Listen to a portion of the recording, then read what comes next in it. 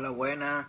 Mi nombre es Christopher Barray. Mi grupo está conformado por Anthony Vázquez y Andrés Gil. Nosotros venimos a hablar sobre circuitos A con amplificadores balanceados. El objetivo de un amplificador electrónico es elevar el valor de la tensión corriente o potencia de una señal variable en el tiempo, procurando mantener lo más fiel posible.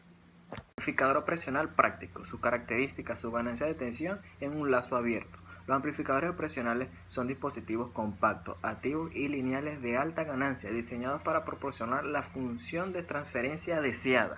Sus características: infinita ganancia de lazo abierto, infinita resistencia de entrada, corriente de entrada 0, voltaje de desequilibrio de entrada 0, infinito rango de voltaje disponible en la salida, infinito ancho de banda con desplazamiento de fase 0. Sus ganancias de lazo abierto son: cuando se aplica una señal en la entrada, la ganancia es el cociente entre la tensión de salida versus la entrada B que tiene el amplificador operacional, cuando no existe ningún lazo de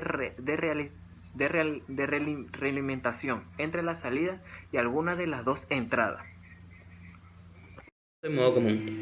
La relación rechazo de modo común, o CMRR, es una especificación del rendimiento de un componente de circuito electrónico llamado amplificador operacional, u en sus siglas OP-AMP. Esencialmente es una medida de lo bien que un OP-AMP puede ignorar los voltajes que son comunes a ambas de sus entradas de corriente directa, y por lo tanto describe cuán limpiamente amplifica las señales que aparecen como diferencia de tensión en sus entradas. Función de la amplificadora operacional.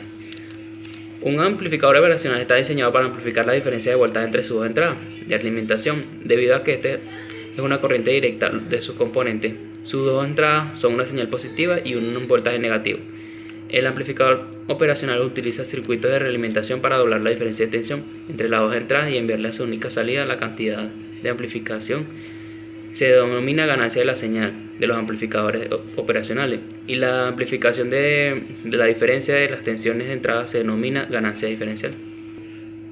Ganancia en modo común. Con el fin de amplificar limpiamente las diferencias de voltaje, el amplificador operacional tiene que ser capaz de ignorar los cambios de voltaje que son comunes en ambas sus entradas de energía. Cualquier amplificador de cambio de voltaje común se denomina ganancia en modo común. Un buen amplificador operacional entonces debe maximizar la ganancia diferencial manteniendo en modo común a un mínimo. La capacidad de hacer esto se llama relación de rechazo en modo común. Desplazamiento de fase. El resultado de sumar o restar una medición de fase en el dominio de tiempo, un desplazamiento de fase de 0, es equivalente a un cambio de tiempo de 0 o 2 TIF, donde F, frecuencia del componente respectivo que se está desplazando. Los cambios de fase se producen producen un cambio de forma de onda a menos que todos los componentes se cambien proporcionalmente a su frecuencia. La razón de cambio. Razón de cambio de una variable respecto a otra es la magnitud de cambio de una variable por unidad de cambio a la otra.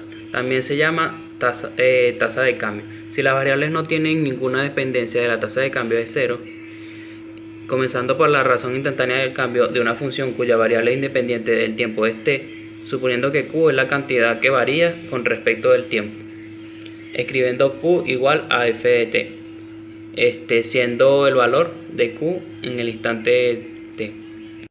Buenos días, mi nombre es Anthony Vázquez y yo vengo a hablarles sobre el amplificador operacional ideal. Es de infinita ganancia, lazo abierto, infinita resistencia de entrada, corriente de entradas es 0, tiene un voltaje de desequilibrio de entrada 0 también, infinito rango de voltaje disponible en la salida, infinito ancho de banda, con un desplazamiento de fase 0, rapidez de variación de voltaje, infinita resistencia de salida 0, ruido 0, infinito rechazo de un modo común, infinito factor de rechazo a la fuente de alimentación, y las características que se pueden resumir en dos reglas sería la OR. ¿Qué quiere decir? Que en el lazo cerrado la salida intenta hacer lo necesario para hacer cero la diferencia del voltaje entre las entradas.